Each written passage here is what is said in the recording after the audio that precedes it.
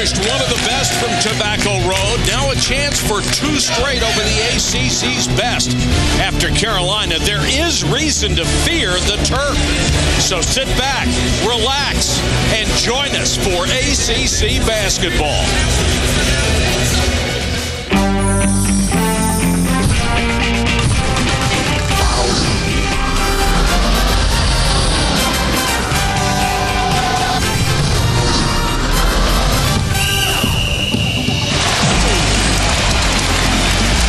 To Wednesday Night Hoops, presented by Disney Parks. It's all part of Judgment Week. Tonight, number 7 Duke against the Maryland Terrapins.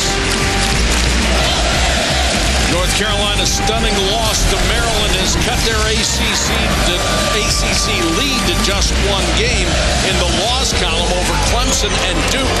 Maryland has surged to 6-6 and at 500, presumably in line for an NCAA bid if they can keep it going. Good evening, everybody. Mike Patrick, Jay Billis. It's great to have you with us. Speaking of the NCAA bid, everybody's looking for that signature win. Maryland got it against North Carolina. This one would work, too. This one would seal the deal. I think if you win this one, you're in. And Maryland has got a good resume. And I think your point about being 500 in a league like the ACC makes a very positive statement about how good of a team you are. I think Maryland is right on the cusp of the NCAA tournament. This would seal it. Mike Krzyzewski has made a major change in his lineup. There aren't many coaches in this country that would look at a 22-5 record this late in the year and do that. Well, they were searching. And I think Krzyzewski felt like if they kept on that path, things weren't going to get much better than they were right then. But with the insertion of Elliot Williams into the lineup, that's freed up John Shire to be the point guard, and this has been a different team the last 2 games. Who's your star watch for tonight? Well, you have to go with Gerald Henderson for Duke. In ACC play, Henderson averaging over 20 points per game. There hasn't been a better player in ACC play than Henderson, and Grievous Vasquez had one of the great performances in ACC play this year against North Carolina with 35 points, 11 rebounds, and 10 assists. He was magnificent. Milborn and Henderson in the center circle. Maryland in gold, the same uniforms they won in the North Carolina upset. Singler had it knocked out of bounds. Take a look at the lineups, and the difference you see for Duke was Elliot Williams, the 6'4" freshman out of Memphis, Tennessee, making his 3rd start, and he's made a difference.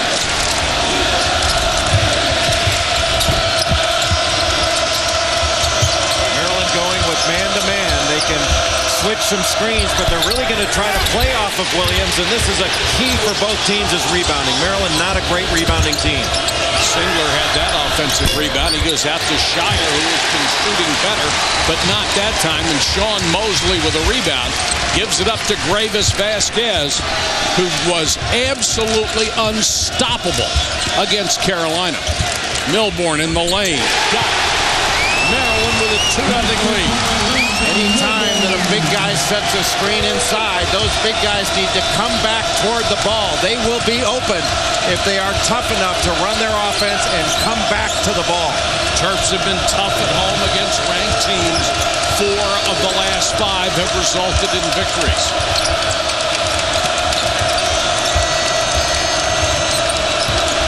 Shire working as the point guard. He has the best assist-to-turnover ratio in the club. Henderson.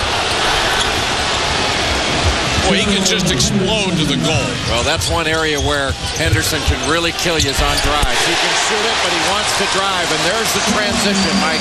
That's what Maryland wants to do. They want to try to beat Duke down the floor, score easy baskets in transition where they don't have to play against their half-court defense. They wouldn't mind 105-104. Last team with the ball wins because they think it would be them. And Elliot Williams knocks it down from outside. The young man, have you ever seen a Duke team give quality minutes to somebody who had played so little coming into this point of the season? Well, it's unusual because you wouldn't have a freshman that hasn't played up to this point that plays with the kind of confidence he's playing with. It really is a great story of a young man being prepared to play and that preparation meeting the opportunity to play. Thomas. Here comes Vasquez, an outstanding rebounder. Leads the club in 3 categories. Nice pass from Neal to Milbourne, partially blocked by Singler. Milbourne tries again and draws a foul. And when Milbourne went to the deck, look at all of his teammates going over to him. Maryland spent a lot of time yesterday in practice talking about staying together and talking. Singler picks up the foul. Gary Williams, very upbeat this afternoon. Certainly would have to be after that North Carolina win. And this is payback night if the Terps could win this one. They were just hammered at Duke. The worst defeat Gary Williams had ever absorbed in his 20 years at Maryland.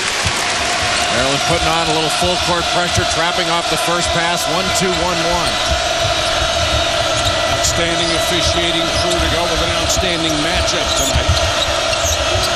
Shire got it. One of the things that Shire has benefited as Elliott Williams picks up the foul in the backcourt. Shire has benefited from this move of Williams into the starting lineup because he gets moved to the point guard. He's not being guarded by the big athletic 2s and 3s that he was guarded by earlier in the year. Now he's being guarded by point guards that are smaller, usually aren't as good in defending off the ball. Point guards are usually good defending on the ball. So when Shire gives it up, he's finding some opportunities that weren't quite there a couple of weeks ago. And he seems to have more gas at the end, too. Well, I think a lot of guys have been energized by this move. Great pass and move by Milbourne. Pretty move. Milbourne with the left hand. He has 6 points. 6 of the Terps' 8. Anytime Maryland screens, they're going to be looking for the screener. That is going to be open. Vasquez kicks it out. Bowie. This is what they want to do. Run, and then run some more.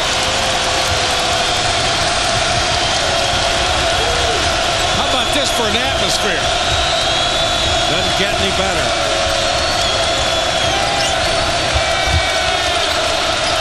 Williams very athletic. Henderson. Vasquez with another rebound. He may have a triple-double in the first half at this rate. Already has 3 boards in less than 4 minutes. But he does look dialed in and focused. That was a pretty good pass, but a very athletic move to break contact and get around in front by Gerald Henderson and knock that away. Shire comes up against Bowie. Shire down the lane with a runner and fouled by the sophomore from Greenbelt, Maryland. 17,950 fans here at the boost they needed at this time of the year. Well, there's no question. This team was really struggling, but it's a solid team that can play very well when they're confident. Check in with Heather Cox. She'll work the sideline for us. Heather? And less than 3 weeks away from Selection Sunday, just how important was that Maryland win over Carolina? Terps players all but guaranteed to me that it would ignite a late season run and that it's alleviated some of the pressures that built up over the last month because of external distractions. Eric Hayes said winning cures all, and David Neal added, this win puts us back on the map as a tournament team. Now the goal now to prove that the Carolina win wasn't an aberration and to seek redemption against a Duke team that beat the Terps by 41 a month ago. And Heather, those numbers that we had up on the screen showed you just what 2 tremendous comebacks can do and how much it could boost this ball club. Interesting psychological things going on in this game. You've got the payback aspect for Maryland of having lost by 41, but they're also on a high having just beaten North Carolina. Duke coming into this game on a little bit of a high with this lineup change and feeling pretty good about themselves. Eric Hayes is checked into the ball game as Sean Mosley gets the turnaround jump shot. Dino Gregory, number 33, is also in off of Gary Williams' bench. Mosley did a nice job of just locking down Nolan Smith in the post and getting that easy post opportunity by burying him in the paint. McClure is in for the first time for Duke. He wears number 14. Smith. Maryland's help side defense has been very good. Everybody seeing the ball. They are loading up on the ball handler. Shot clock at 4. Shire has to force one from outside. Got a pretty decent look under the circumstance, but the rebound goes to Gregory. He pushes it to Vasquez, who wants to be in total control. Maryland getting into their 2-3 set. They're going to just run a little entry and try to get into that flex set if they can. Vasquez, too strong. That was his first shot of the game. Scored the first 16 points against North Carolina for Maryland, and he's not gotten many opportunities early. Singler kicks it out to Smith. Nolan Smith, 34% long-range shooter, knocks that one down. Well run by Duke. A little ball screen, pick and pop, and whenever you give up the middle, you are creating a help and recover situation, and Vasquez just had to go too far to be able to get back to Smith. Hayes right now is operating at the point, so Vasquez can get a better look at taking the shot. Maryland into their flex, and the screener, the guy at the low block, is popping back into the paint. Vasquez gives it up. Baseline jump shot by Dino Gregory, and here comes a foul. More Judgment Week action tomorrow night on ESPN at 7 Eastern, West Virginia and Cincinnati. Then at 9, number 16, Purdue faces Michigan. It's the Thursday night showcase on ESPN, and Bob Huggins returning to Cincinnati for the first time. That last foul was on Sean Mosley, his first. Number 20, Elliott Williams. Henderson will get a breather. We're tied at 12. About a third of the way through the first half. Hayes was very good off the bench against North Carolina. Showed the kind of emotion they've been hoping he would have been showing all year. McClure trying to take Gregory inside.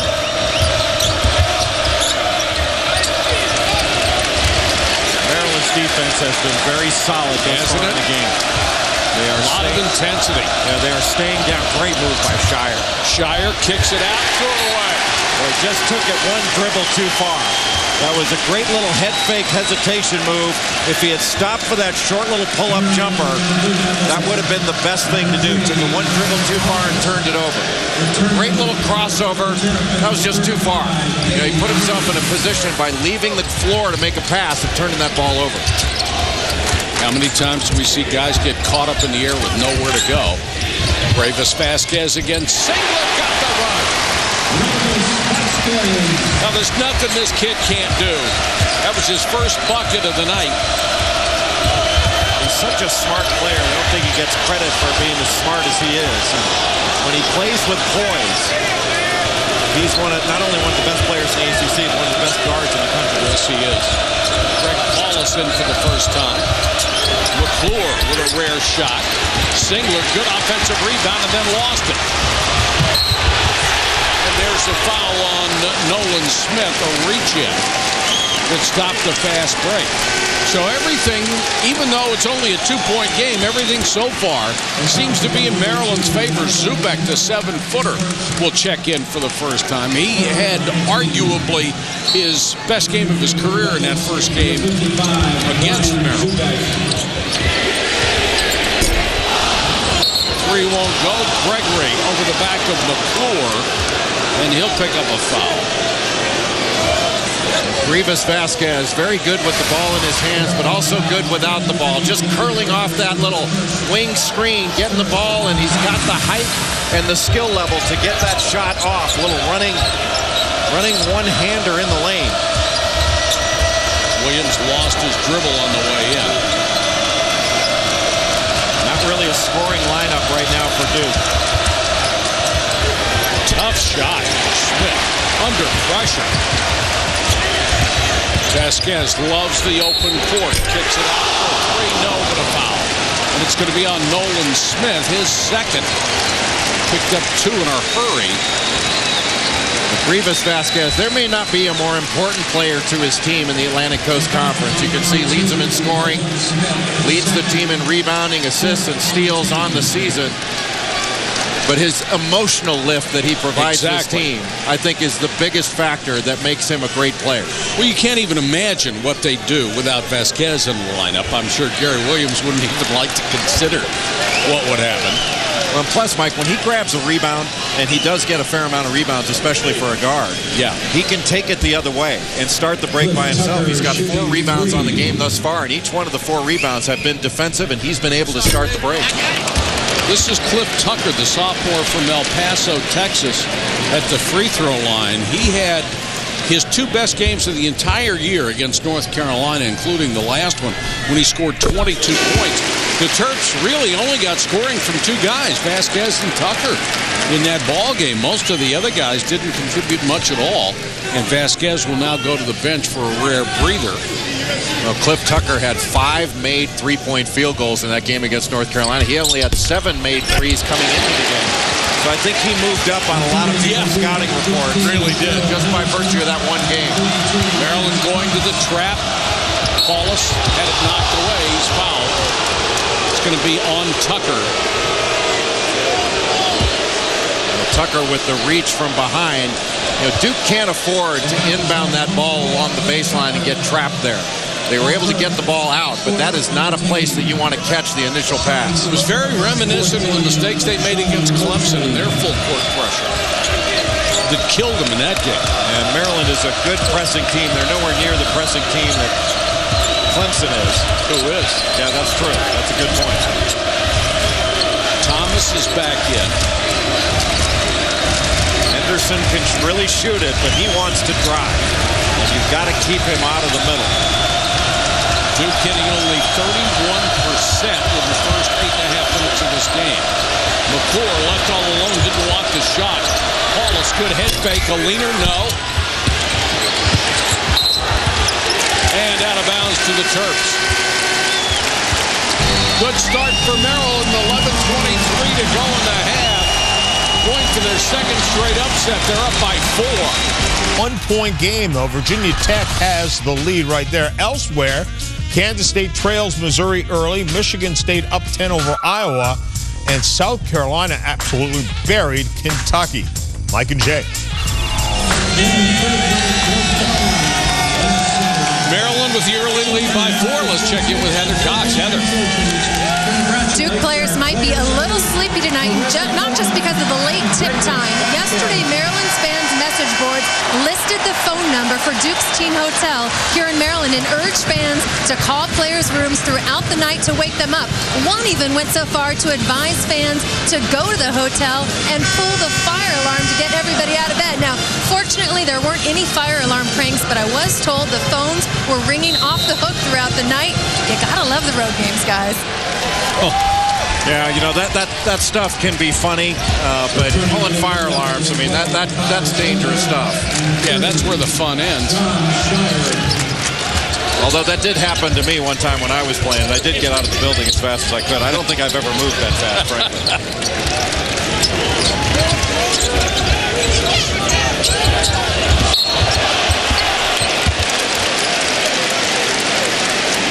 Reach in on Henderson. I believe that'll be 1 on Henderson. Maryland, there are no tricks when you play Maryland. You know exactly what's coming. The question is, can you stop it? And one of the keys for Maryland, getting out in transition. Can they score transition baskets? And are they going to be tough enough to run their options and run their offense against pressure? Changed the foul to Lance Thomas. Of course, you would think the players would have a chance to get a couple of naps today since this is a 9 o'clock start. Yeah, that's good in theory. I could never sleep on a game. The juices start to flow.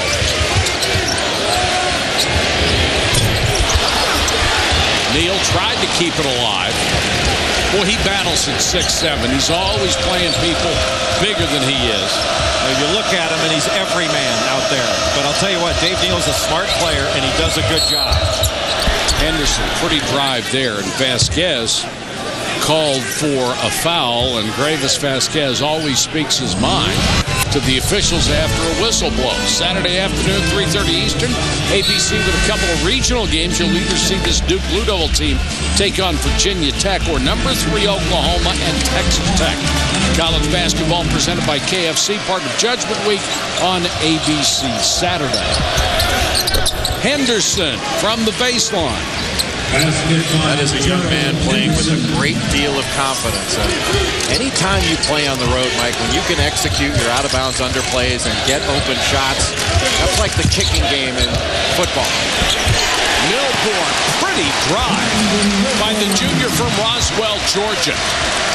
Henderson, by the way, is coming off of a career best 35 against Wake Forest, a game that Duke really had to have and played very well winning.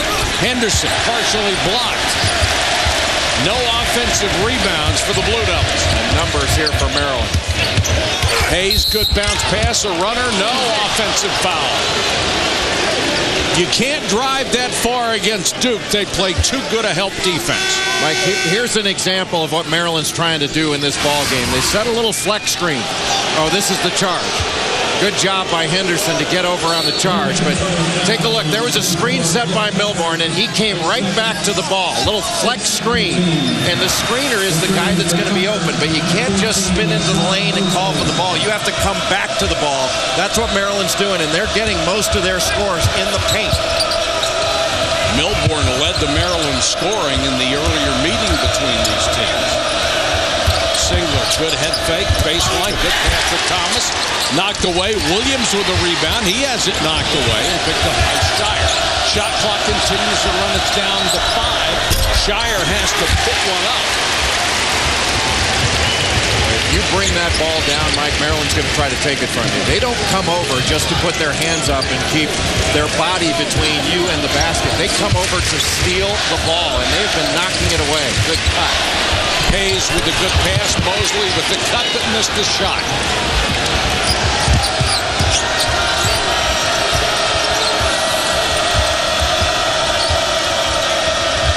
Maryland's done a good job of keeping Duke from driving the ball thus far. Henderson kicks it back out. Williams into the lane. What's an odd-looking shot, but you'll take it every time it goes down. That little runner, he just pulled the string on it, but Duke making very good use of the shot fake. Little shot fake, Maryland leaving the floor, and that has opened up the drive. That's actually been better than some of the ball movement they've got. Vasquez back in. Mosley, nice spin, missed the shot. Boy, how disappointing. Couple of point-blank looks after good moves. Can't get the shot to go down, however. Mike, here's the flex screen I'm talking about. A little screen right there, and the man comes off it. Now, when he comes off, the screener is going to come to the ball and be wide open. So you're worried about the cutter, and then all of a sudden you get the screener wide open in the lane. But that screener's got to come back to the ball in order to get it. Lead has been cut to 2. Maryland not really guarding Elliott Williams or Lance Thomas. They're just loading up in the lane. Vasquez nowhere near his man. Shire drives. Hayes, good defense, was there to block it. Kicks it out to Vasquez. Double teamed and fouled. That's going to be on Lance Thomas, a reach in. That will be his second. 7:42 to go first half. A good one from College Park. Maryland with a 2-point lead here in the first half. 7:42 to go. Even there hasn't been a lot of scoring. The intensity has been there for both ball clubs.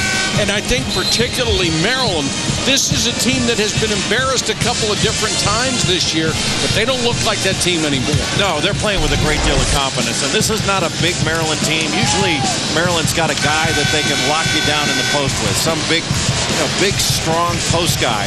And they don't have that this year. They've had to play a little bit differently. And they are playing very well right now. And they're playing together. And you can see from those standings, Maryland right there for an NCAA tournament bid. You go 500 in a league as strong as the ACC, you're getting in the tournament. You better. There could be a record number of teams from the two power conferences, from the ACC and the Big East this year as Vasquez hits a runner. One of the things that Duke's defense does not want to allow is spine middle drives. They want to angle those drives out and do not want to give up middle. And Vasquez very good at putting the ball on the deck. Maryland has decided they want to drive this team. Wallace open for 3. Got it. That's a big shot because they need his presence beyond the arc. Well, Well, and it's especially important for Paulus to knock down a shot for his confidence. His confidence has gone back and forth. And right now, Paulus and Adrian Bowie are going at it. Yeah. There's a double foul.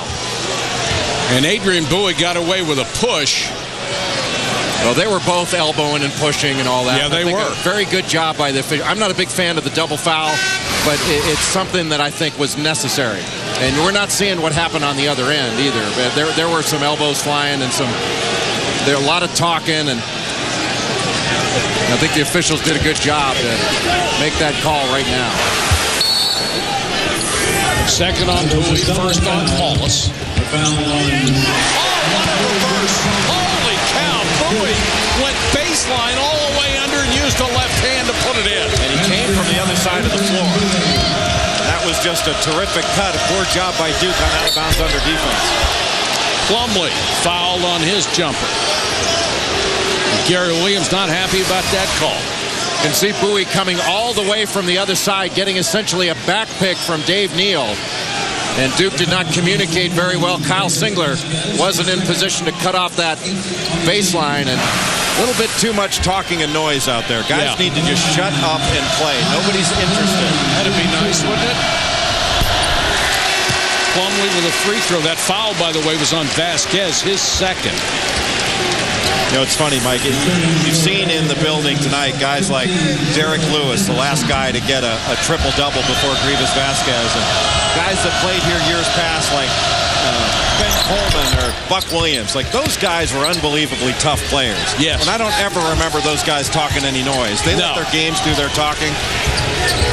No, they sure didn't have to, and they didn't take advantage of the fact that they could against a lot of guys. If you were Buck Williams, you're wiping out people every night. Great pass ahead to Shire. Tied at 22. Shire has half a dozen. John Shire, with this switch to the point, seems like he has been re-energized. Vasquez leaning in. Shot. You gotta love this kid. The emotion he plays with to go with the talent he has. And I don't think he gets credit for being the smart player that he really is. Another smart play by Sean. I agree. Mosley. And Paulus picks up an offensive foul. You can see after coming off that ball screen, just putting the ball on the deck, little step back and step through, taking advantage of the freshman big guy, Plumlee. And Vasquez, you can see, he plays off of emotion. Against North Carolina, he has 7 turnovers, but you can live with that because of everything else he'll bring you. Hayes. Oh, shot. Nice drive. He split the defense. And Maryland getting a lot of points, point blank. And the two veteran guards. Maryland wants to drive Duke. They want to put the ball on the deck and drive it. And thus far, it has been successful. Henderson fouled.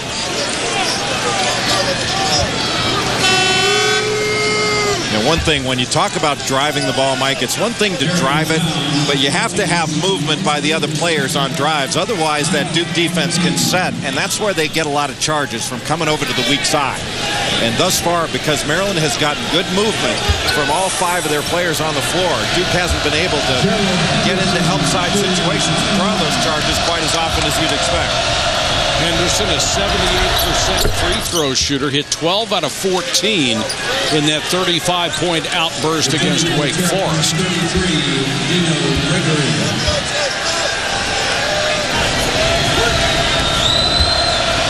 Great time for him for a career high with 35 points. Cuts the lead back to 2 as he got the roll there. Cliff Tucker will check back in for Maryland. And Mosley will sit down. Well, the difference thus far in the game, putting the ball on the deck, not only in transition, but in half-court situations. Eric Hayes goes all the way to the rim. And driving again is Grievous Vasquez, probably got fouled.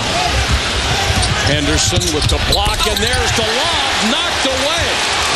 Dino Gregory, tremendous anticipation, no-look pass, basket.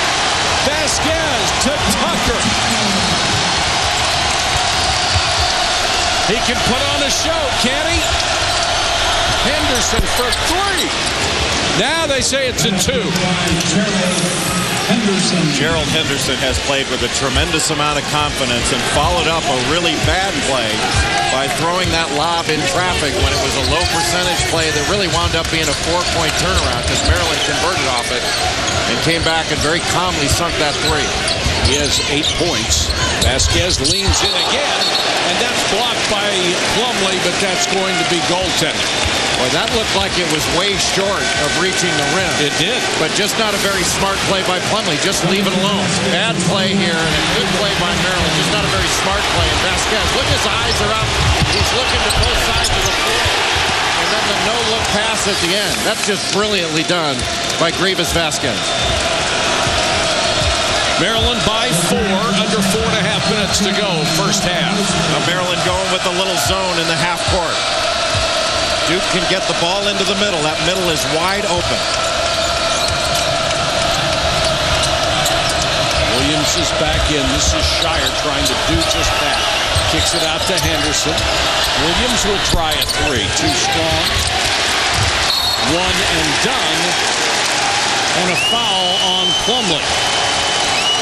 Maryland's guards have done a very nice job rebounding. They're getting all 5 guys going to the defensive glass. And I'll tell you what, this team scoring 44 points in their last game at Cameron Indoor Stadium. Already they have 30. And I can't think of another team in the ACC that reflects their coach like Maryland does. Yeah. This team has fight in it. And there's probably not a coach in the league that has more fight than Gary Williams. I mean, you know, it's A lot of coaches have a ton of fight. I'll tell you what, Gary Williams is as energetic a coach as you're going to find, and he just battles, and his team has battled over the last couple of weeks very, very well. There were a series of articles in both the Washington and Baltimore papers criticizing Gary Williams for his lack of recruiting in recent years, and he was really upset about it, came out publicly and stated he was upset, and his players, to a man, came to his defense, and that's when they started playing a lot better. Well, it's funny, if he can't recruit, then he's sure a heck of a coach. Last 5 years, their worst season was 19 wins. Yeah, not bad. 16 years in a row they've had winning seasons, Mike. And no other program in the ACC can say that. Nobody, not Duke, not Carolina, no other program, just Maryland. He's also got that national championship in his back pocket to fall back on. 3:22 to go first half. It's a 4-point game. Tiger as he wins his first match in match play today. Meanwhile, the Clemson Tigers taking on Virginia Tech. We'll also have a look at Jim Calhoun going after career win number 800 as they would face Marquette. Again, a look at that score between Virginia Tech and Clemson. As you can see, under 20 seconds left, a 1-point game. It's on ESPN2. That's a big game for both of those teams, as tightly packed as the standings are. Maryland sticking with the zone, and Singler getting open in the middle. He has got nothing in this game, has yet to score.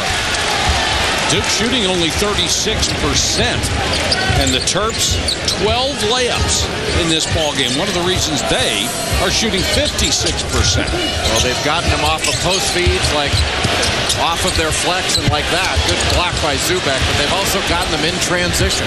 Zubek just stood his ground against Dino Gregory with that big advantage. Ball is back in at the point. Singler rims out and then got the roll. His first bucket at the 2:29 mark.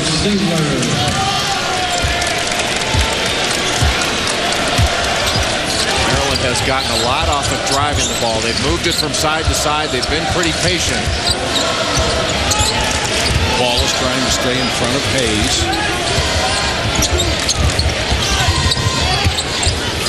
Done a good job on him. Forced a tough shot from the lane, but Hayes made it anyway. Well, that's where the size of Eric Hayes really comes into play. He can back you down, and Paulus just wasn't able to stay in front of him and gave him the paint. You have got to keep this Maryland team from driving the paint. Paulus, a long three. Zubek with the offensive rebound, and he's fouled on the follow. More Judgment Week action tomorrow night on ESPN at 7 Eastern. West Virginia, Cincinnati. Then at 9, number 16, Purdue faces Michigan. Thursday night showcase on ESPN. And the word is in that Virginia Tech has beaten Clemson. Virginia Tech has lost so many close games, and that's a game that the Hokies needed to boost their tournament resume. And there's so many teams coming down to the end of the season that are trying to separate themselves to be one of the best 34 after the automatic qualifiers are in. They've got a huge game next week at home against North Carolina on Wednesday night. Absolutely. Boy, Brian Zubek really did a nice job on that last play, grabbing that ball and keeping it high. Didn't bring it down so that Maryland could take it away. Vasquez, nice pass to Neal. Doesn't take Vasquez long to see those openings. Just a miscommunication by Duke on defense left Neal open, and he kept it high as well. If he had brought it down, that would have allowed the defense to recover. Henderson for 3. Tucker on the run. He's got some quicks. Poor shot.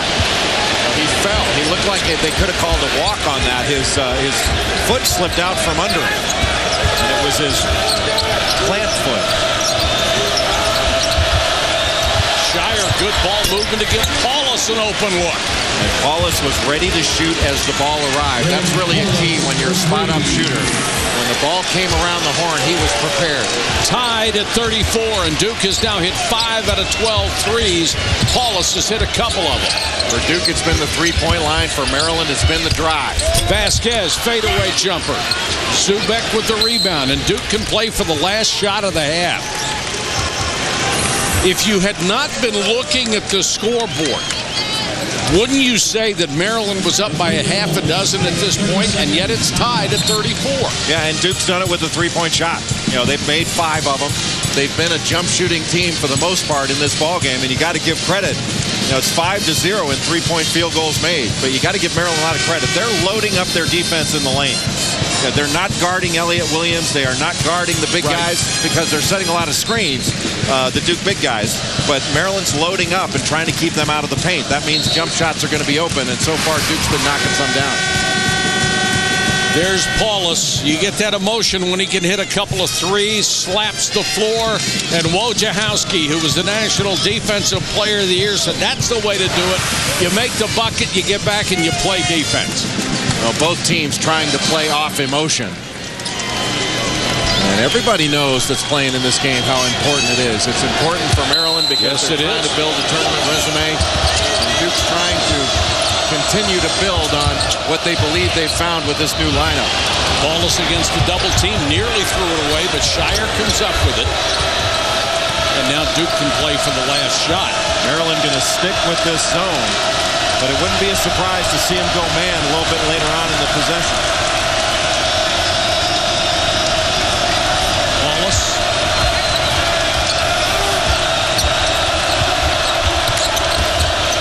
Shire. Good pass to Zubek. Zubek blocked by Milborn. Got it back. Missed the shot. Landon Milborn at 6'7". Blocking the 7-1 Brian Zubek shot. How's that for a little defense? Landon Milborn, essentially a three-man, gets caught behind Zubek, and he's a left-hander, goes up with his left hand to knock it away, and Zubek just can't finish the putback. That's a big play by Landon Milborn. Saved a basket. Let's go to Heather with Gary Williams. Coach, you told me that you attributed the earlier loss to Duke to a very tentative offense, totally different tonight. How impressed are you with your team's ability to be aggressive and take the ball to the hole? Well, I think we've gradually gotten better since then. We learned a lot from that game, hopefully, and now we have to do it the second 20 minutes. You told me before the game that your strategy defensively was to take a bit of a gamble, focus on Duke's big three, sag on the others. Does the strategy stay the same in the second half? Well, those other guys are pretty good. They made some shots against us, but we're trying to do the best we can against a real good basketball team. Coach, nice first half. Thank you. Gary looks like he played point in the first half. Our score at the half, Duke 34, Maryland 34. Let's go to John Saunders in the studio for the UPS halftime report. Mike, thanks a lot. Alongside of Steve Lavin, of course, the Maryland Terrapins in the middle of the pack in the ACC. 500 team, Virginia Tech in the same type of boat, taking on Clemson on the road today. Terrell Bell receives a pass along the baseline, a little reverse with the layup. Hokies up by 4. Then Malcolm Delaney hits a 3 in the corner. Well, crunch time performer. Big money ball with the season in terms of NCAA tournament bids on the line. Terrence Oglesby can't get a good look to find Stitt. Puts up a 3. And the shot is no good. Virginia Tech upsets Clemson on the road 80-77. So as you look at this right now, they're over 500 in the ACC with just 17 wins. Does that get them in? If the season ends today, Virginia Tech, if I play my Joe Lunardi role with the crystal ball, would be in the NCAA tournament. But, John, keep in mind, they still have Duke, North Carolina, and Florida State, 3 top 25 teams in front of them, and it's not going to get any easier in the ACC conference tournament. What do you think Seth Greenberg would say if he gets knocked out again this year? Woo! He'll be making some phone calls. Conspiracy theories. It's conspiracy theories. This guy, no conspiracy for Jim Calhoun as he climbs the ladder looking for career win number 800 at the top of the Big East. Yes, halftime report.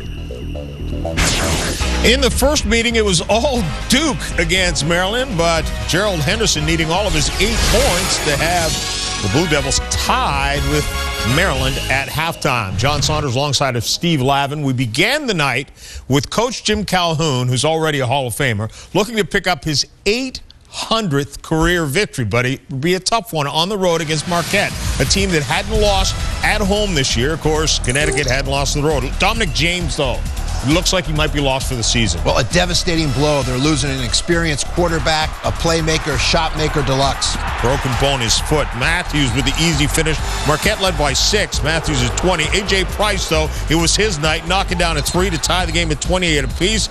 And then watch this one. That's a little ankle breaker. Wow, creating separation, daylight, bottoms of the net. And then under 5 minutes left, UConn by 7.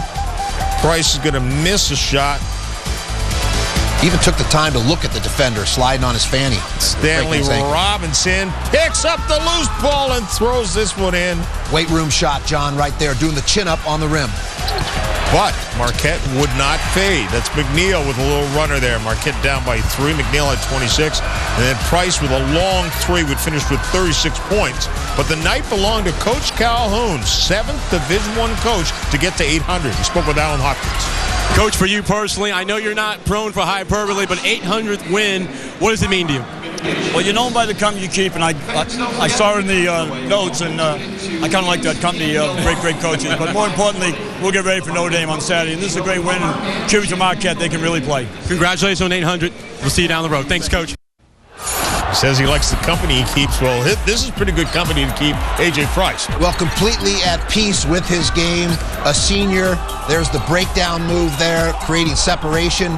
The defender in the dust. And Marquette has to ask, who's guarding this guy? Wide open. Off the bounce, creating the ability again to torch the nets from distance. Doing that with Jerome Dyson, remember, lost for the season, so that's so big.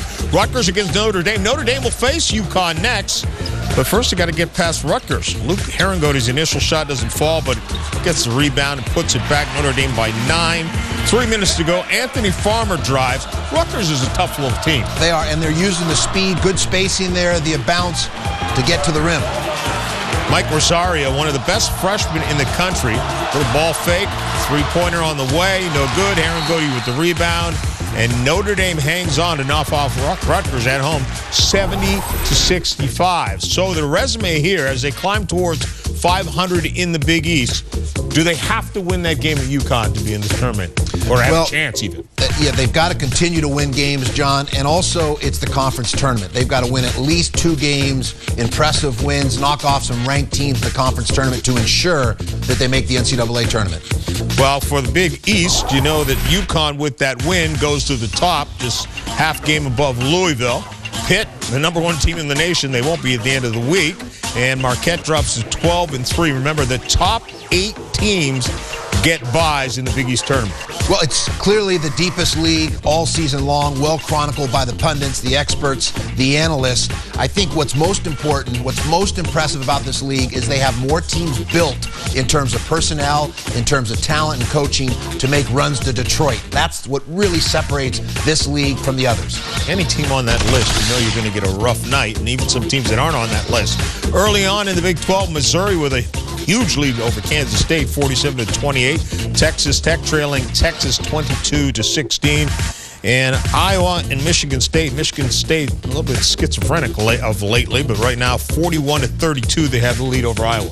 Mike Anderson of Missouri, my favorite for National Coach of the Year. The turnaround with the Tigers, just short of remarkable. Got him on a roll.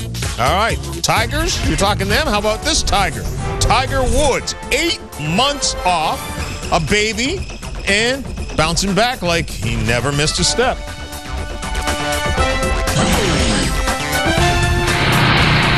This halftime report is delivered by UPS. Well, Tiger Woods' much anticipated return after 8 months off and the knee surgery reconstructive. Well, all he does here, 3 up, looking to eagle 13. Tiger knocks it. And he says his short game is better than it has ever been. That's hard to believe. In the bunker on 16, second shot. Listen to the sound of that. Look at this. Come right up to the hole, makes a birdie putt, wins the match 3-2. He will face Tim Clark in the second round. Now, defeating Brendan Jones today. He had 10 of 16 greens, 8 of 12 fairways, and was 2 of 3 scrambling. Proves to 9-1 in the first round of this event and proves to 38-9-1 as a professional in match play. Tim Clark again in the second round. I bet Tim Clark cannot wait for that one. All right, back to basketball. Kentucky against South Carolina. Jody Meeks in Kentucky taking on the Gamecocks. Meeks with a little step back here, Lav. He has the radar, dialing one up from a different zip code or area code. Brandis Raley-Ross hits a corner 3. Then Avaldis Banulis makes it 3. Gamecocks on the attack from distance. Darren Horn in his first year, a smooth transition coming over from Western Kentucky. Look at that, making it look easy down low. Muldrow off the miss, just goes up, pulls it off the iron and throws it down. South Carolina blows out Kentucky as Kentucky misses a chance for their 20th victory of the season. Meanwhile, Vasquez coming off a triple-double against North Carolina, helping them lead to a tie at halftime. ESPN. During basketball season, you know you'll find one thing, and that's intensity, something the Terps displayed against North Carolina. There's a carryover effect to it. They're doing the same thing against Duke tonight. Welcome back to Wednesday Night Hoops, presented by Disney Parks. It's part of Judgment Week. We're tied at 34, Duke and Maryland. The halftime score in the first meeting was Duke 40, Maryland 15. What a difference, huh? It has been a tremendous difference, and Maryland has done it really defensively, and they've done it by getting points in the lane, whether it's by the drive or in transition. Maryland has done a really good job because Duke is switching screens. Watch, there's going to be a screen here by Landon Milburn for Grievous Vasquez. These two players are going to switch, the two defenders, and Milburn is going to be open. Not a lot of pressure on the ball, so Adrian Bowie able to deliver it, and Milburn with the easy opportunity. Off the drive, middle drives have been given up by this Duke defense, and Maryland has been able to get to the basket. They have scored the majority of their points, 28 in the paint, and Duke has stayed with them by knocking down three-point shots. And that was our time to talk strategy, brought to you by Charles Schwab. Mike, in the victory over North Carolina, this Maryland team hit 13 threes. They have hit none thus far in the game against Duke. If they get those layups, they don't need any threes, do they? And they turn it over to start the first possession of the second half. Maryland played a good bit of zone toward the end of the first half. They are back to man-to-man now, and in the first half, Grievous Vasquez didn't really guard Elliott Williams. He just stayed in the lane, playing essentially a one-man zone. He's doing the same thing. Williams tries to go baseline. Down into Thomas, blocked by Neal. jumper short. Neither team has done much on the offensive board. Mosley had a really good look and missed it.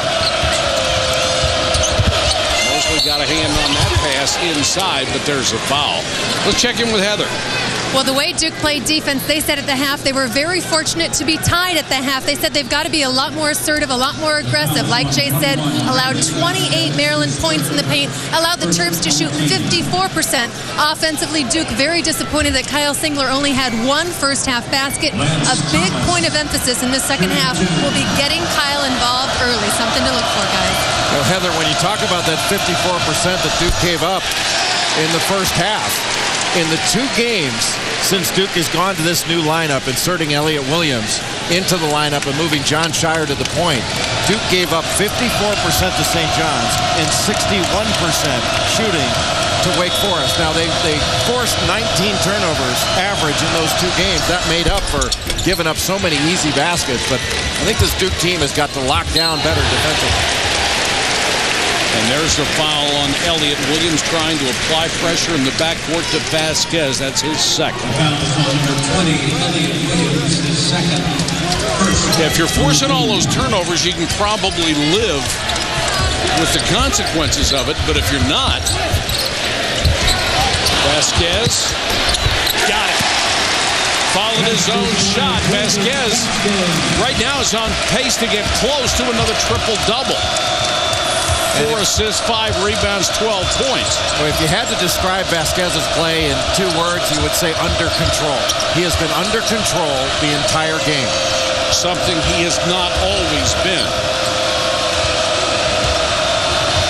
Well, Landon Milburn has done a really nice job on Kyle Singler. Defensively, he's been great. And Mosley's down. He injured his ankle. Nice drive by Williamson. Yeah, he's hurt. And I gave you the wrong figures on Vasquez. He has 10 points and not 12.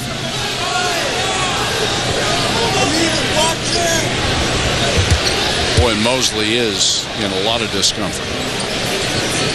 It looked like he got tangled up trying to get through that crowd on the left side. And he might have actually twisted an ankle. Yeah, there it goes. He just stepped on the foot of Kyle Singler trying to negotiate around that screen. And you know, those certainly don't look good, and they're very painful.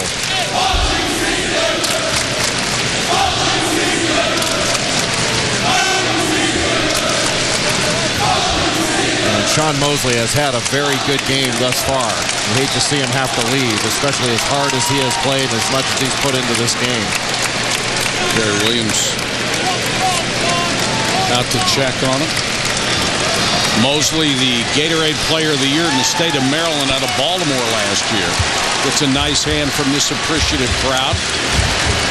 You never know how those are going to go, Mike. No. When you twist an ankle like that, but I would not be surprised to see Mosley get that thing retaped and get back into this game while he's still warm. Yeah, the last thing you want him to do is sit and have it get stiff. Hayes will bring it up against Elliott Williams. The freshman has really made a difference. Singler now on Vasquez. Gravis penetrates, puts it up. Did not get the roll, but draws the foul. The Duke is switching every screen. Because they are all similarly sized, they can afford to do that. And it was very effective the first time that Maryland and Duke played. Basically, everything Duke did was effective in that game. It was. 41-point game. Everything they did was fine. But, you know, in this game, Vasquez has gotten some mismatches where he feels like he can drive a bigger player. And he's such a good free throw shooter, it's odd to watch him miss. But sure is. When he gets Thomas or Singler on him, he's got a chance to drive it. Well, he's the best free throw shooter in the conference and 9th in the country. But here's what he did against North Carolina. He was just incredibly good. Missed them both. 89.1% free throw shooter, and he comes up empty.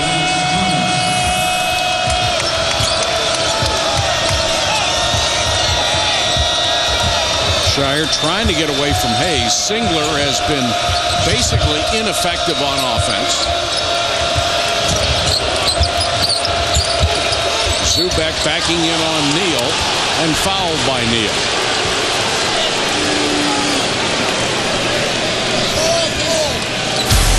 You If you look at the ACC standings, these are updated. Duke now second place, the only 4-loss team in the conference, one behind North Carolina.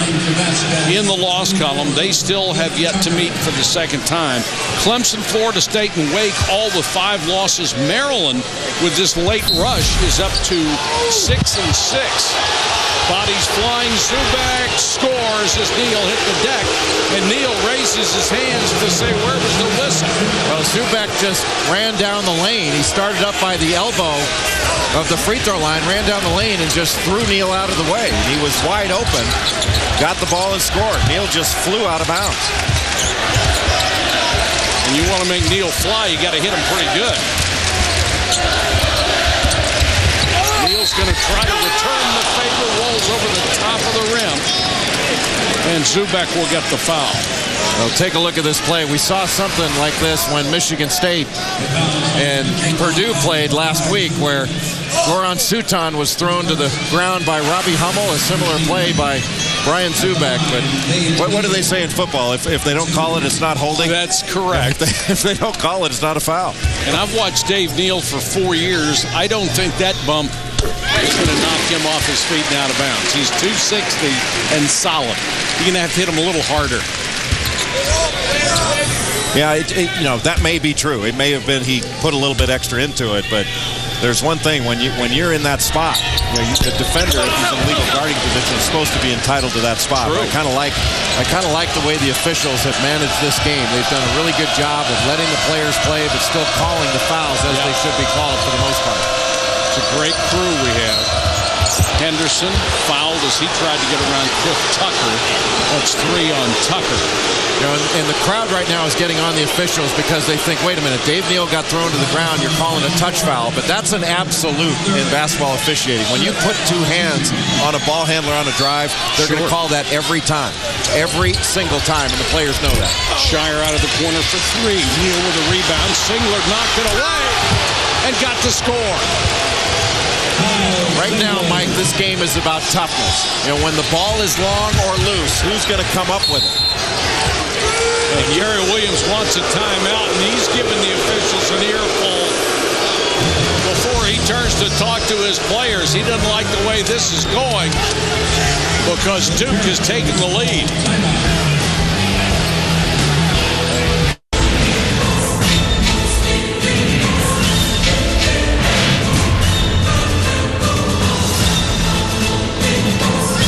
Duke with its biggest lead at 41-37 Saturday afternoon on ABC at 3:30. We'll see either Duke and Virginia Tech or number 3 Oklahoma and Texas Tech. College basketball presented by KFC, part of Judgment Week on ABC Saturday. Check your local listings for the game in your area. We have been informed that Gravis Vasquez, instead of 3, has 4 personal fouls. That's huge for Gary Williams and the Terps. Picked up 2 fouls in 1:18. And that means that Eric Hayes is going to have to take a much bigger role of leadership in this second half, as will Adrian Bowie. Bowie right down the lane, a lot of contact, no whistle on that one. Could have easily been a charge. Well, he made that drive without really making any passes. And when you do that, you're doing it against a set defense. That's not the way that Maryland was able to drive the ball in the first half. They got much better movement. Zubac, boy, that was a difficult pass to attempt. Trying to get it for Singler. He was double-teamed at the baseline. Zubac getting more minutes in the second half than he did in the first. Well, he's given him some very good minutes. He's been solid in this game. Used his body, used his size. Maryland with 1 field goal so far in this half. Singler got caught in too deep. Threw it away. Hayes pushing it back. Milborn, he's been quiet lately. He's a good face-up player. Step through move.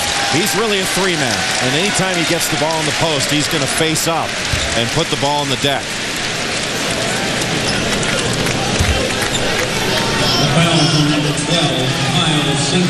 Foul was on Singler. It's the second on the sophomore from Medford, Oregon.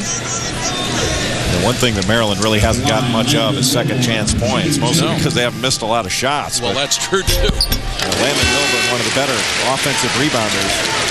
in the ACC, averages over 3 offensive rebounds a game, and really only 6'6", but really battles inside. He's had a really good year. And he's gotten better, too, as the season has worn on. Cuts the lead to 2, Milburn with 10.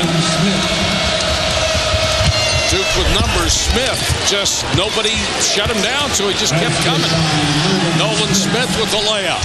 I'm not sure with this lineup out there, full court pressure is going to be too successful. Nolan Smith just got lit up by Neal, and he is down. They need to get to him. He is Neal for 3, and now they've got to call timeout. Mike Krzyzewski is really upset about that screen. Well, that young man is really hurting. There was nothing wrong with that screen. There needed to be a guy back there calling that screen out. That looked like a legal screen unless he raised his arms up. Oh. Yeah, that was a legal screen. He put a little bit into it, but you've got to expect that. Somebody needed to call it out. Well, you hope he's okay. That was a violent collision. Nolan Smith being tended to on the Duke bench. Anybody that says this is not a collision sport is kidding themselves, Jay Billis. Well, this has been a man's game. And we saw a little bit earlier that Brian Zubak trying to get to the lane. Now, these are 2 very different plays. Let's not try to say these are similar. You know, this is a blind screen, and Nolan Smith didn't see it. There was not a big guy. The guy that was guarding Dave Neal, and that was Brian Zubak, was supposed to be up there to call that screen out. Yep. That was a legal screen. Now, did he lean into it a little bit? Maybe.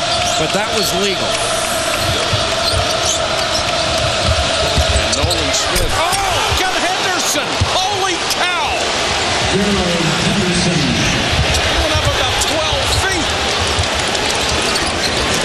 That was quite an answer. Oh, I didn't care what the question was.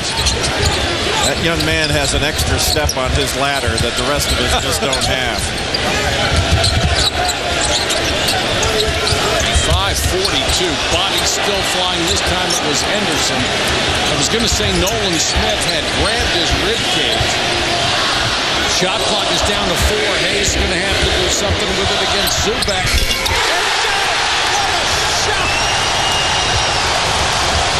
Here we go.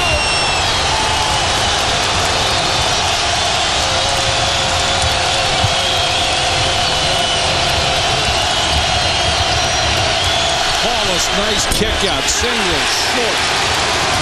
Hayes, outlet. 2-on-1. Oh, and a block by Henderson, and he got the loose ball. Are you kidding? Just a tremendous athlete. Landon Milburn flew right at the shooter in the corner, Singler, and they had a nice little 2-on-1 break, and Gerald Henderson erased it. The athletes have come out. Henderson with a runner. He is playing with such an extraordinary level of confidence. You know, Jay, after contact like that, a lot of times the athletes take over. They get upset with what's going on, and they're the guys that run the show. Well, it may be the athletes, but I'd say the players. That young man's more than an athlete. You're right. Player. And I'll tell you what, I can't remember a player like Henderson that has exploded in the middle of a season like he has. Maybe Len Byers in his sophomore year exploded that way. And back-to-back plays like this. I mean, that's up by the top of the square. And then a jumper over a pretty darn good defender that had a hand in his face. I mean, those are 3 all-ACC plays. Landon Milburn knocks it down. What a ball game we have. Tied at 47, coming up on 13 and a half minutes.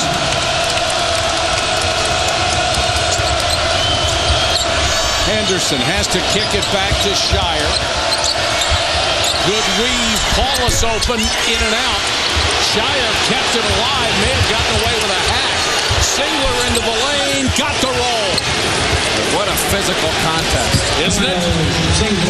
There are bodies flying all over the place, and when that ball's loose, you'd better go after it with 2 mitts. Sean Mosley, after that ankle injury, back into the game. Shire's going to be called for a hold on Milburn. It's almost impossible to make a clean cut in this game. You're getting bumped and chucked on every cut.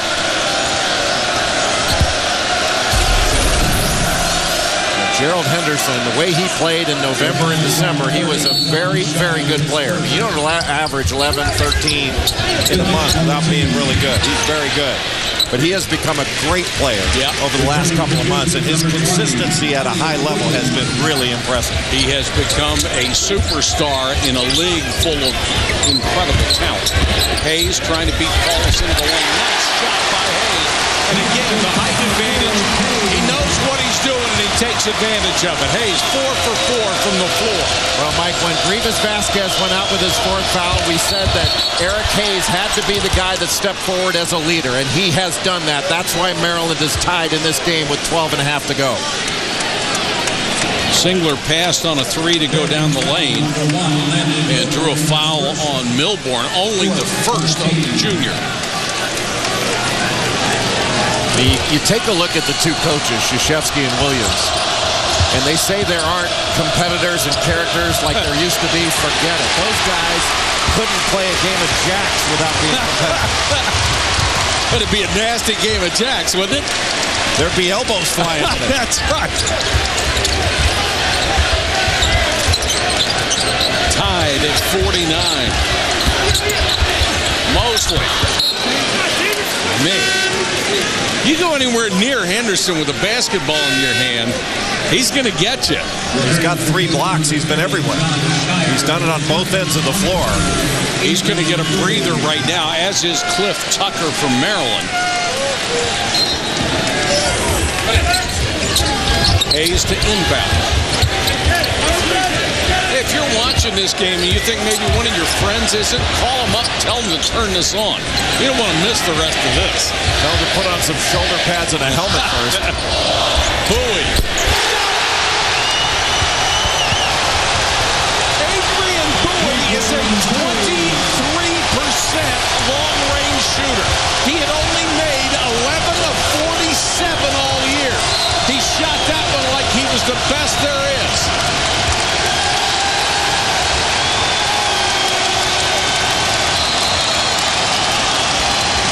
Holy cow, what a game.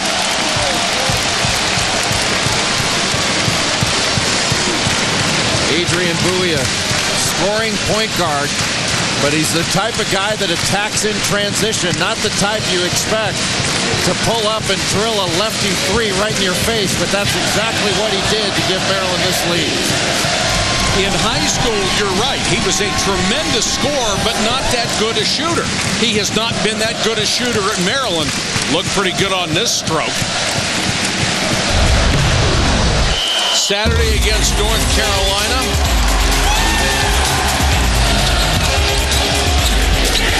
They played so very hard against the number 3 Heels. And they ran their offense, Mike. They got into their 2-3 set, ran those flex cuts. They call it their 2-play, and North Carolina just simply couldn't stop it in the second half and in the overtime. Jay, they were down 16 at one point with 1 minute and 40 seconds to go in the game. Maryland was down by 9. And they were coming off a loss to Clemson. They could have folded easily, but they didn't want a huge game, and there's certainly been no fold in them tonight. They have given Duke everything they can handle and more, and right now the Terps are up by 3 with 11:40 to go in the ball game. You know, Mike, Let's go to Heather Cox. Mike, an update for you on Nolan Smith. You saw the very physical screen he took. He has remained on the bench during this timeout. Since he hit the deck, he has been receiving constant medical attention. The word I'm getting from the athletic trainers is that he is very woozy. He does have a head injury. He got the wind knocked out of him. They're not ready to call it a concussion yet. They haven't done all the testing, but he is very doubtful to return and won't return until he passes the standardized testing for that type of concussion, guys. And Heather, it looked like he got a forearm under the chin. Again, it was a legal screen, and David Neal, it was not a dirty play by any stretch of the imagination. But that doesn't mean it didn't hurt like crazy. It hurts the same, doesn't it? Yes, it does. And at one point, they were checking out the ribs on the left side of his rib cage, but you can see on that replay that one forearm, he caught it right under the edge of the chin, and that can be a knockout blow. Well, the Maryland trainer came over to the Duke bench to get with the Duke trainer to make sure that they had everything they needed, and that was a very scary moment. in this basketball game, and what has been a very physical contest and a well-played one. Shire to inbound. Henderson got it. Duke is so good off the inbounds plays. They always have been. Well, you have to be very resolute in making sure that you stay with Gerald Henderson. You cannot get bumped off on a screen. Henderson has 14. How few turnovers have there been in this game? This has been exceptionally well executed. It has. It's been a very solid game. Both teams have taken care of the ball in what's been a very physical contest. Neal gets it to Milborn. Singler is on him. Loves the drive. Got into the lane. Had it blocked. That's going to be a jump ball. It will go on the possession arrow to Duke. Good defense. Well, Maryland has gotten some really good minutes out of their bench, with Grievous Vasquez having gone out of the game with 4 fouls very early. Maryland has done a really good job to stay ahead thus far in the game, but to stay right with Duke and have this a one-possession game. Of course, Gary Williams can afford to leave him there as long as it's tied or he's ahead. He can get down to 8 minutes. Henderson, what height he got on that jumper, but missed it. Hayes fouled by Williams. Williams was trying to deny the point guard the basketball and picked up his third personal. Well, just not a smart play by Williams, because you're trying to deny right out in the open using your body like that. You're going to get a foul call. You have to pick your spots in a game like this. That's something that'll come with experience. He's done, I think, an extraordinary job in the last 3 games, especially defensively. I mean, he stays right with you, and his length and athleticism has been a real asset. He was obviously ready when his number was called. He had worked so hard in practice, according to Mike Krzyzewski. It had not paid off in minutes played, but it is now. They're doing a better job on guarding drives. They're angling them out. So what was a 1-dribble drive before has now been a 2-dribble drive. Hayes, shot clock at 5. Mosley with a tough shot off balance. It's an air ball. And Nolan Smith being walked to the Duke locker room. His return would be highly doubtful.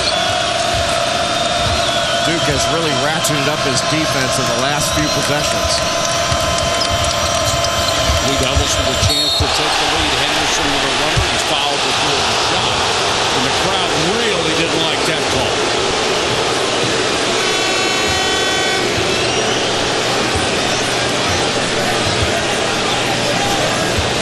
The foul on Mosley was his third. And there is Nolan Smith being escorted to the Duke locker room, presumably to undergo further evaluation, because he was drilled on this Neal screen. With inbounds, Henderson, no. And a follow and a foul, as Thomas did a good job getting the offensive rebound. Tomorrow at 7, Judgment Week continues on ESPN. Bob Huggins goes back to Cincinnati for the first time, and his Mountaineers will take on the Bearcats. Brent Musburger and Bob Knight will call that game for you. Thursday night showdown on ESPN.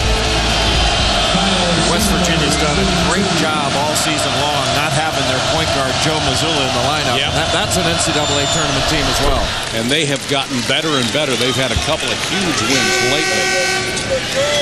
And Huggins just knows what he's doing.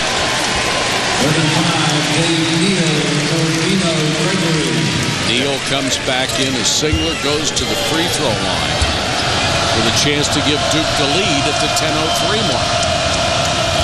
Mike, we've seen that screen that Dave Neal set a bunch of times, and nobody feels worse than Nolan Smith because he got his bell rung, but the guy that feels almost as bad as Brian Zubek, who should have been up there to call that screen out. Yeah. We certainly hope that Nolan Smith is going to be okay. That was such a violent collision. Bowie kicks it out. Neal can shoot from out there. Missed that one, though. Shire 1-on-3. Takes it in and he's fouled.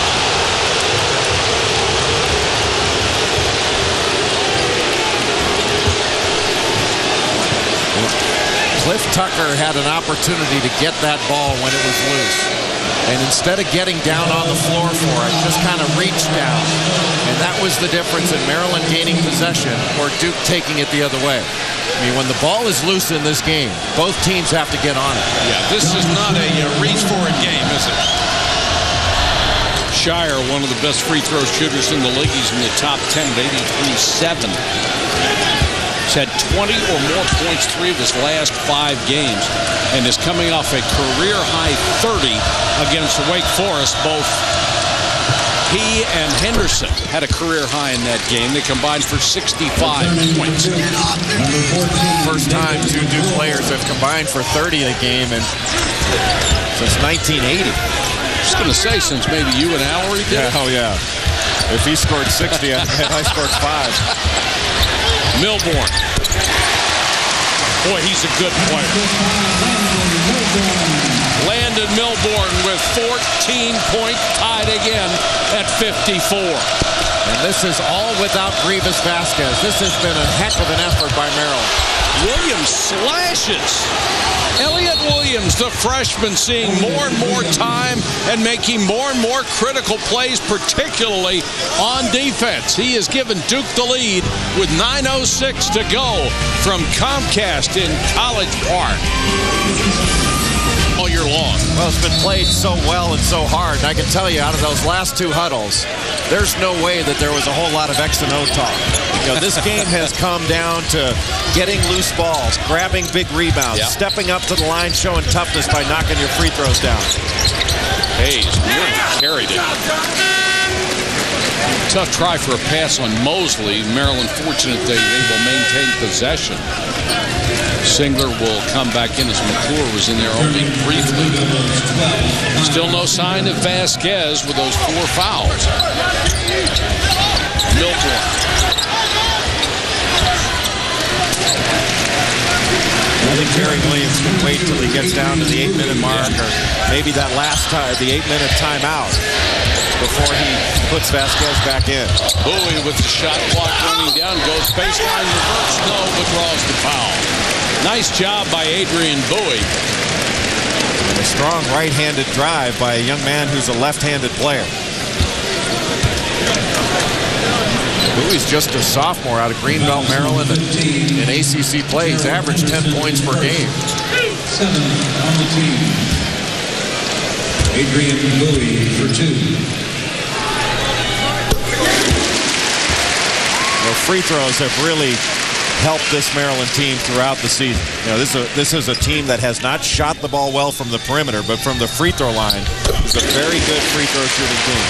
Well, when you're playing that many guards, you would expect to get those good numbers from the line. Shire against a double team. Singler helping out against the press. Duke has a number of players that can bring the ball up, and now they're going to initiate the offense with Williams and allow Shire to work off the ball. Henderson. No offensive rebounding tonight. Tied at 56. Bowie. Working on Thomas. Maryland's got to continue to get some movement. Right now, they're just standing. Trying to call a play out there.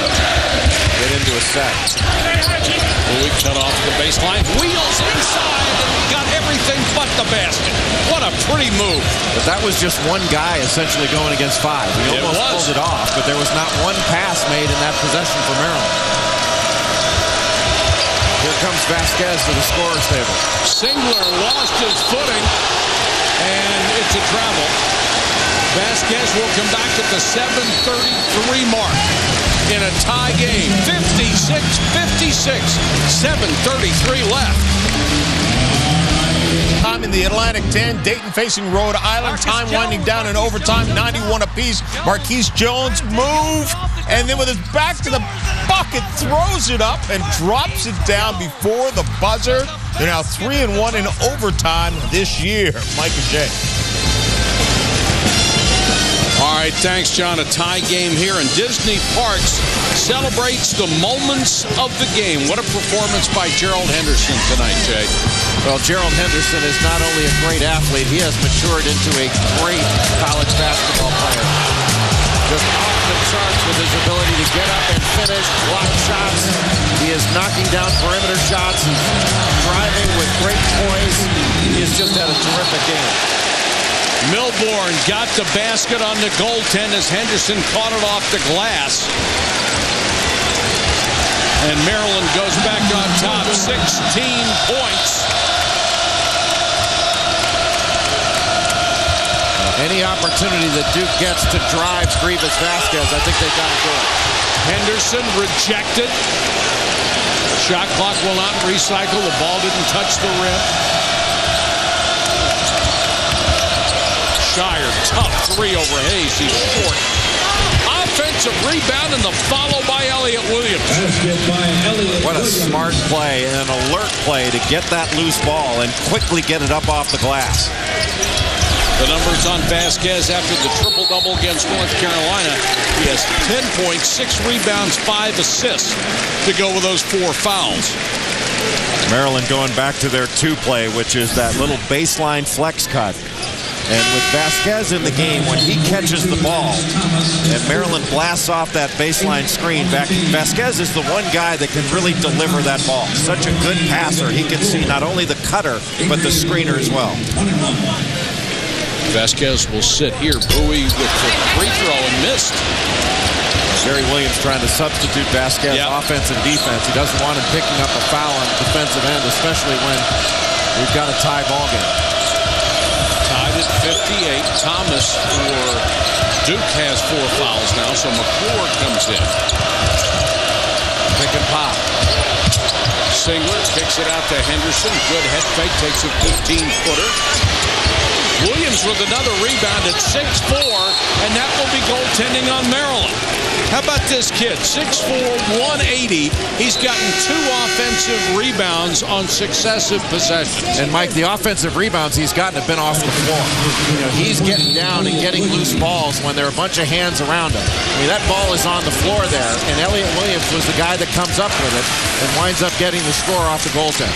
13 points and 5 boards for the newest Duke starter. Williams trying to stay with Vasquez. Now Henderson picks him up. Gravis nearly threw it away. Milborn will give it back to him. 14 on the shot clock. Vasquez trying to get by Henderson. Tough shot. Milborn skies a rebound. Oh, and almost had a shot at a 3-point play. Did draw the foul, but that ball just refused to fall for him. Well, we have seen Gerald Henderson climb the ladder, and Landon Milborn has that same extra step on that ladder. Watch how high number 1 Landon Milborn gets off of 2 feet. I mean, that's a big-time rebound. Yeah, I'd like to see them both go up together and see who'd get the high jump. Milborn hits the free throw, 85% free throw shooter. Returning for Grievous Vasquez, 14. Coming into his own now, he's increased his scoring and rebounding better than 50% off a year ago. 18 points tonight for Milborn. 1-2-1-1 ball. And out of bounds, a rare turnover in this game.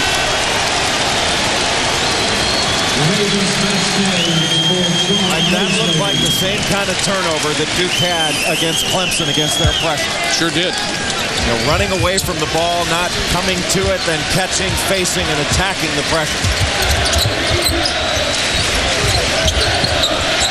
Milborn back it in, and he walked.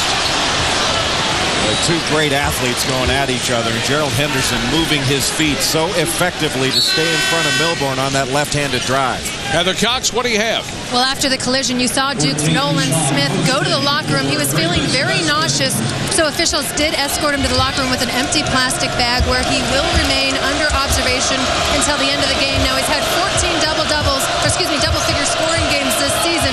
Certainly will miss his presence late in this game. They'll have to do it without him down the stretch, and Henderson with a long 3 to give Duke a 3-point lead. Gerald Henderson with 17 points. Well, Gerald Henderson in transition just made a cut into the lane and then bumped back off a screen by Kyle Singler. That's a little play that Duke runs as a quick hitter in transition. Pretty tough to guard a guy who can slash down the lane and then step out and hit one from 23 feet. 5 minutes and 10 seconds to go in regulation. Duke with a 3-point lead over Maryland. To Calvin Hill in the foreground. for Sean Mosley. Reggie Love behind him. Of course, Grant Hill had those great years at Duke. Vasquez. Hayes tried to dump it underneath, had it tipped and taken away. Duke's defense has been much better on the drive in the second half. In the first half, Maryland was getting to the basket almost at will. That one's knocked away. Boy, Elliott Williams does not look like a freshman who didn't play very many minutes up until the last week, does he? Well, it's really a great story the way he has emerged in the last 3 ball games, because he was playing very sparingly up until the last 3 games. And he's averaged 11 points in the last 2 against St. John's and against Wake Forest, shooting 71% in those 2 games. And he's come into this one and has played extraordinarily well, having 13 points in this game thus far. Well, he's one of those examples where the coaches say you got to work hard in practice and be ready if we call your number. He's been ready. Singler for 3, a huge 3-point shot. That makes it 66-60. Well, Gerald Henderson is able to get into the middle off the drive. And he has found open people. That time Singler ready to shoot when the ball arrives.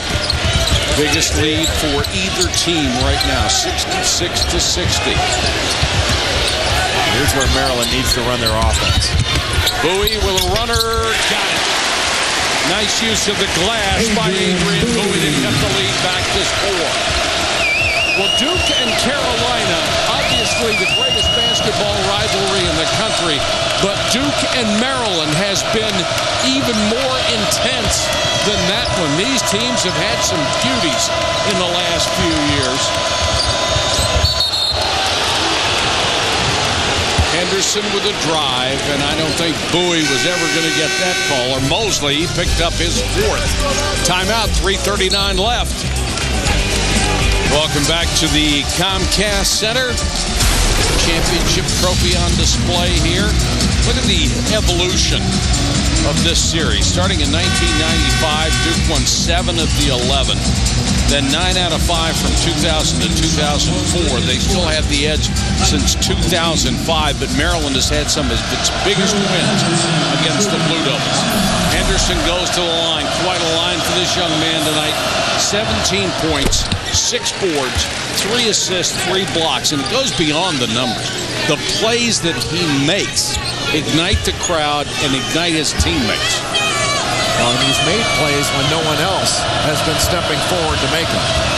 And the biggest difference, aside from Gerald Henderson in this game for Duke, has been Elliott Williams. On a night where John Shire hasn't shot the ball particularly well, with Kyle Singler, who has played some tough minutes, has 5 turnovers, Williams has come up big with those 13 points, and his defense has been pretty darn good. He has been exceptional. Get the ball to Vasquez. Singler with a block. That's it for Vasquez if they call the charge there. Yep, offensive foul, pushing off.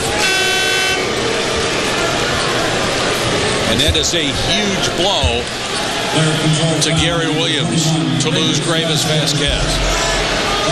One of the most emotional and great leaders. Only 10 points tonight. Played 22 minutes total because of foul trouble. And Gary Williams giving the officials an earful. With a switch off the screen. And that's an awfully tough call. It is. Because Gerald Henderson was essentially standing, well, no, he was outside of that where that little box would have been. I mean, he did a good job of coming over from the weak side. It's just a tough call for your 5th foul, but a good call. Vasquez usually pretty good at pulling up on those, not that time. So all he can do is be a cheerleader. And a downer for him after the tremendous emotional uplift he gave this team against North Carolina. The lead is 6, and Duke's going to work on the clock a little bit. They are very, very good at this. They've always been able to spread the court, great spacing.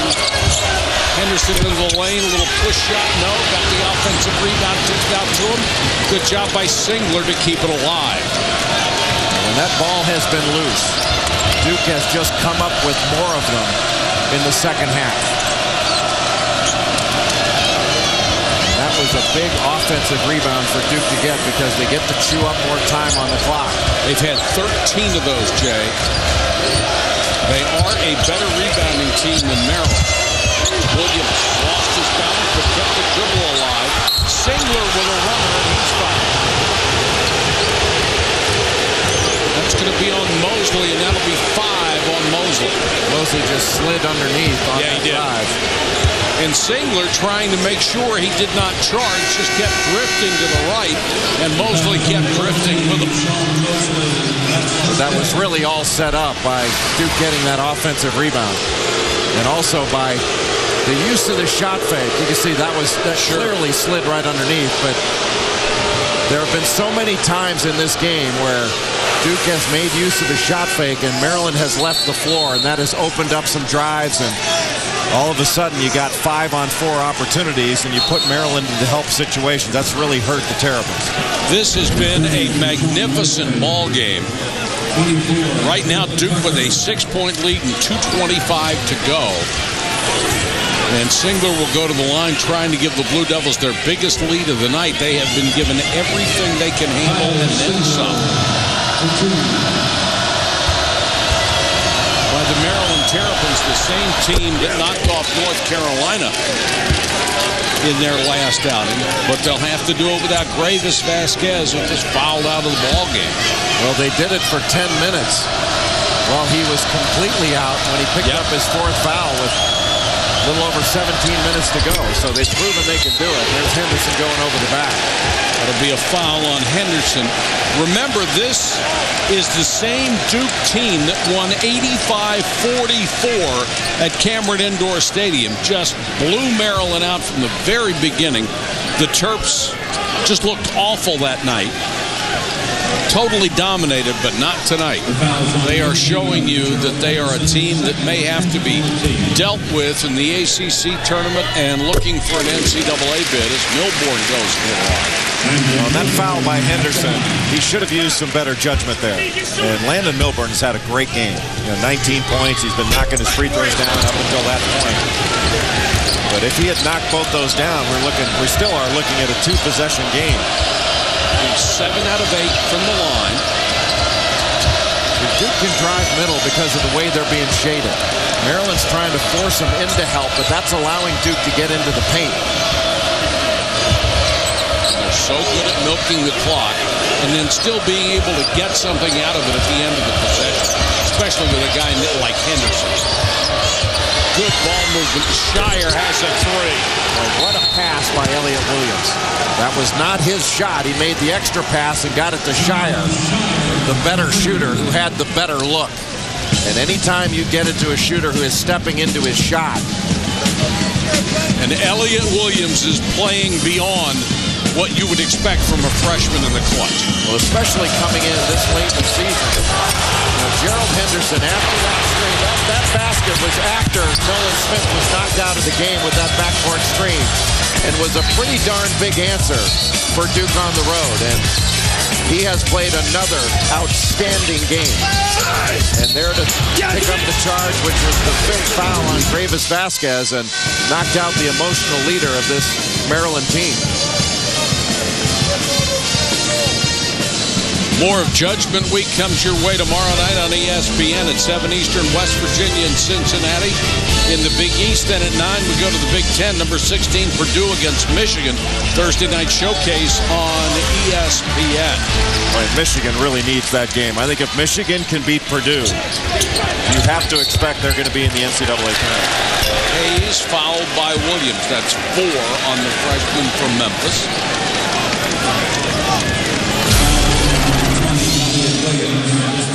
Pitt, as soon as they get to be number 1, they get knocked off. That's what's happened all year long to everybody. Oklahoma, without its superstar, gets a loss. Connecticut gets win number 800 for Jim Calhoun tonight. And they are the presumptive number 1 in the next poll. I'm not sure whether you want it right now. Yeah, it's been a rotating designation. But I still think that the 4 number 1 seeds are pretty well established. And my sense is that if Blake Griffin of Oklahoma comes back healthy soon, that the committee will give Oklahoma a break for having played a couple of games without him. I would hope so. Well without him. Well, what a talent he is. Oh, well, I think he's been the player of the year nationally. Yeah, I have to agree with you. Don't want to pick up your dribble there. A good timeout call by Greg Paulus.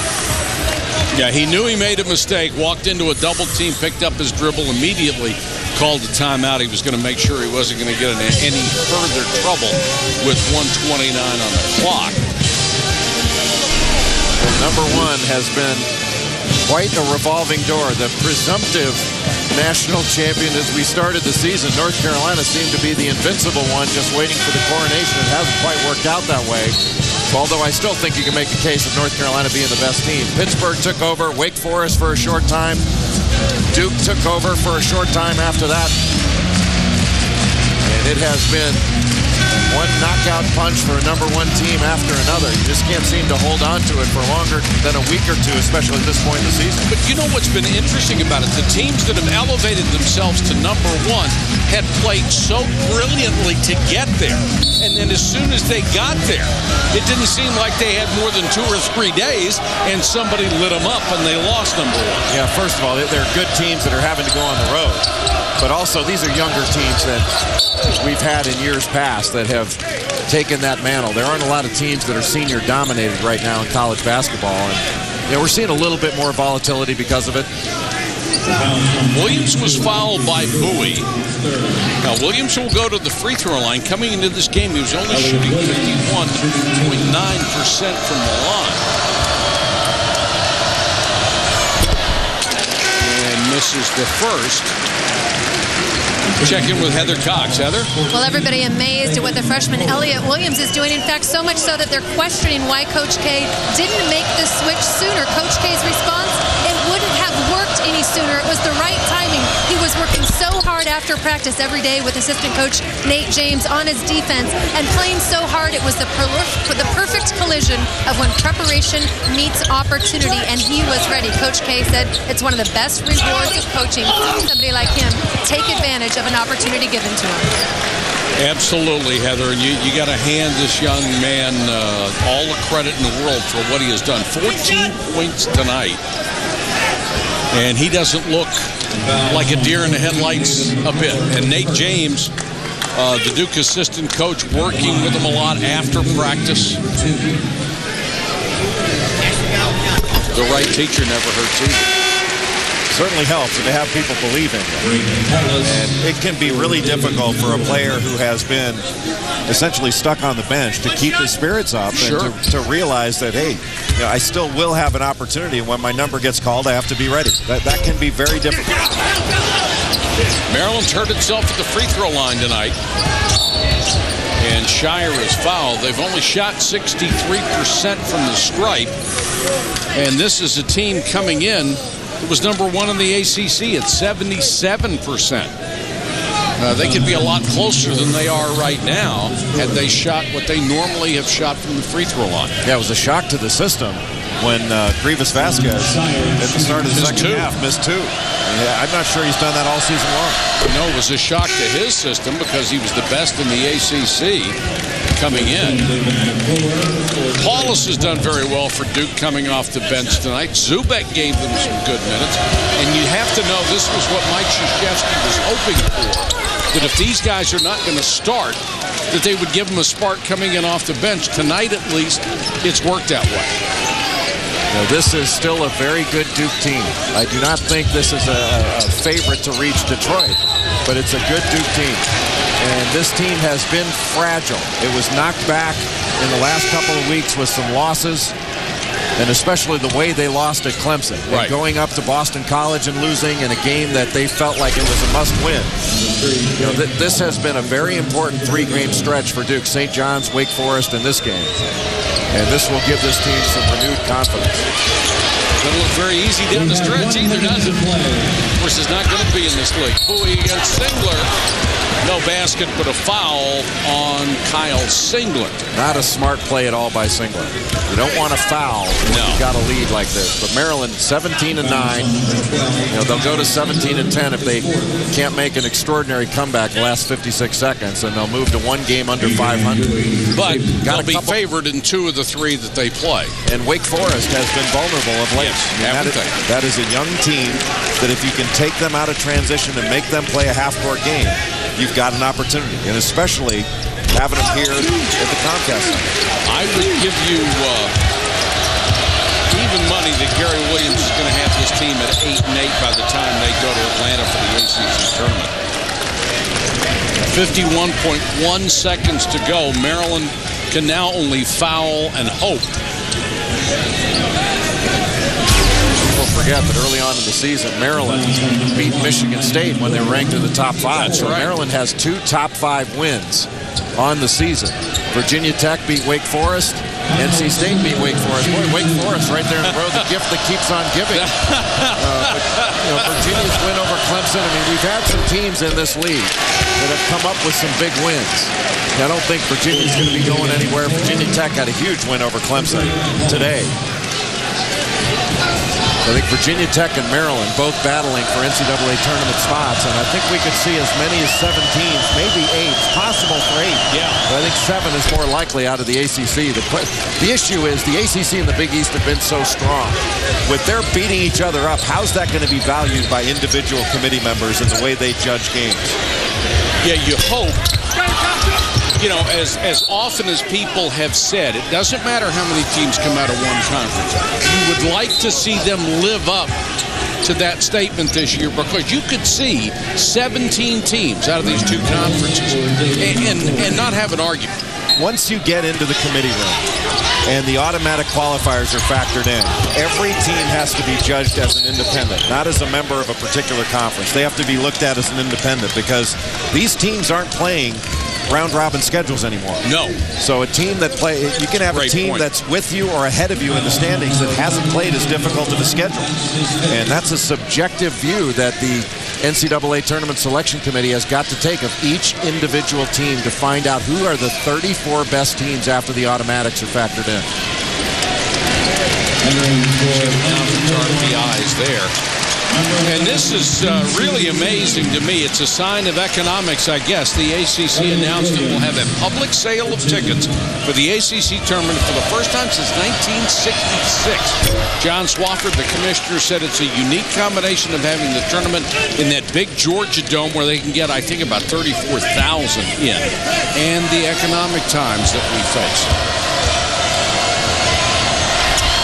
Milborn fouls out with 19 points, 5 rebounds, an outstanding game. A couple of free throws here for Duke, 76-67, 37 and a half seconds to go.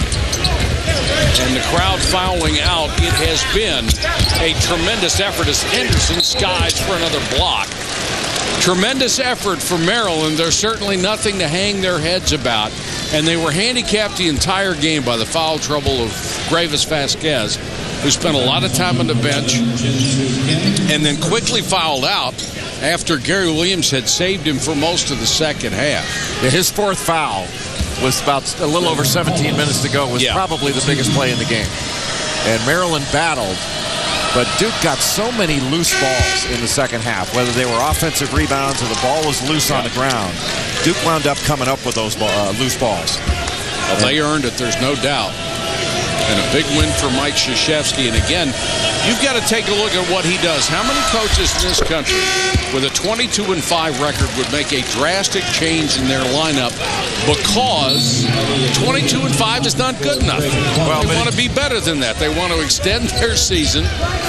A lot of guys would not expose themselves to the kind of criticism that a coach would get for changing his lineup late in the season. Well, but the truth is, too, a lot of guys don't have a McDonald's All-American like Elliot Williams to bring in off that bench. So it's a pretty good problem to have when you can point to a guy like Williams and have him respond like he's responding. Instead of saying, well, let's put Joe Schmo in the lineup and see what happens. But just this is a toughness win for Duke on the road. One that they really needed, and Maryland fought hard all game long. Outstanding performance by Duke. They go to 23-5, 9-4 in the ACC, second place behind North Carolina, while Maryland will fall to 17-10, 6-7. Texas Tech and Texas on ESPN2. SportsCenter comes up next. Our final score is 78-67 from College Park. For more on our game, join us over on ESPN News.